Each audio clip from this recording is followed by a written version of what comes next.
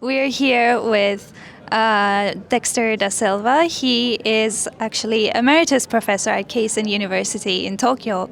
He is into educational psychology, and he presented a panel discussion today, which was about a very important question, considering what is happening in the world right now.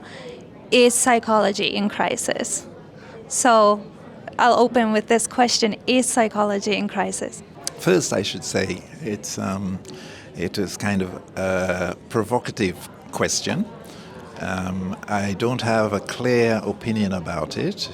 It was a question that I wanted people to maybe think deeply about. My simple personal answer is yes.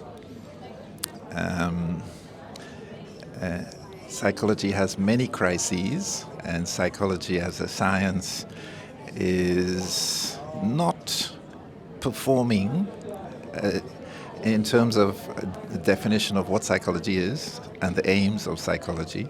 It's not really doing very well. And crisis means sort of negative future, possibility, and I see possibilities of very many negative things. You introduce psychology in this sense as social psychology, and going deeper into that about how social psychology is being manipulated by the media, marketing, the entertainment industries. And as you mentioned, some scholars are linking that to ecological overshoot, which essentially is our consumption patterns are more intense than what the environment how it can reproduce itself. And you very interestingly say that this is linked to psychological manipulation done by these industries. So if then we address this human behavior of manipulation, could we potentially fix the problem of all these crises, the ecological crisis, food crisis, and all the other crises linked to that? Melina, that's the most difficult question. I think I always want to think positively and optimistically, but I'm not sure we can fix the problems, but I think we can try to alleviate some of the problems, and the first step is to recognize. It's taken a long time for the world. Most people now agree that human behavior has supported the sort of climate crisis and ecological crisis and all of these other crises. But now, how human behavior, it's not just kind of accidental, but the economic systems that we live in have worked to manipulate human consumerism. I think the way to address this first is education, but first recognizing that it's an issue. And like you asked in the first question, the social psychological connection, how these industries understand our social thinking and understand how you can, from outside, influence people to social influence. And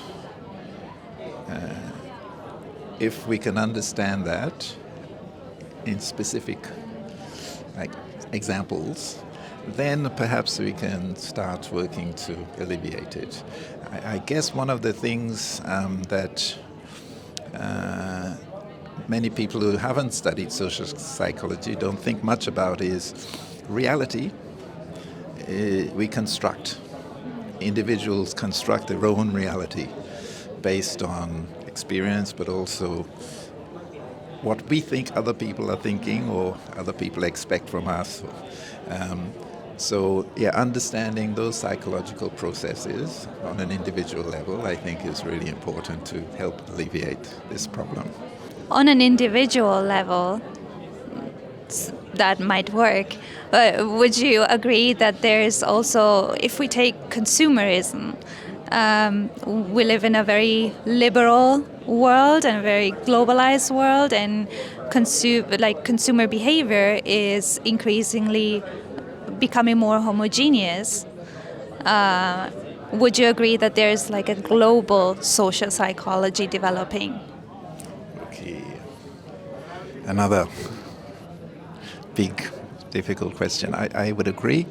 And yeah, on an individual level, I don't think we can solve or even help to alleviate these different problems. I think this is where maybe education comes in, and not just education in the classroom, but education outside. So individuals kind of learning, but also learning as a group, learning between groups, learning within the different contexts, kind of experiential learning, connecting the environmental crises, going to see the different crises in Japan or outside Japan, and studying about the causes and your own kind of responsibility or connection to the. I think that's how I sort of visualize it, and I guess in my last 10 years of not study abroad, field study classes, taking students on field studies within Japan, outside Japan, that's been one of the focuses. If we, as you said, agree that there's a global social psychology, would then the crises that are linked to them also evolve in a different way than we see now? Big question. Yeah, and I'm not sure if I'm answering them well enough, but yes, I'm sure it will evolve differently. I think especially with social media, with AI, I think a lot of these changes that are evolving, we can't really predict how, but I think one thing that this idea of global social psychology we have to be very careful about is there are kind of common ways of thinking or social cognition, maybe you call it, that exists in all cultures, but there are also kind of specific differences. And so as a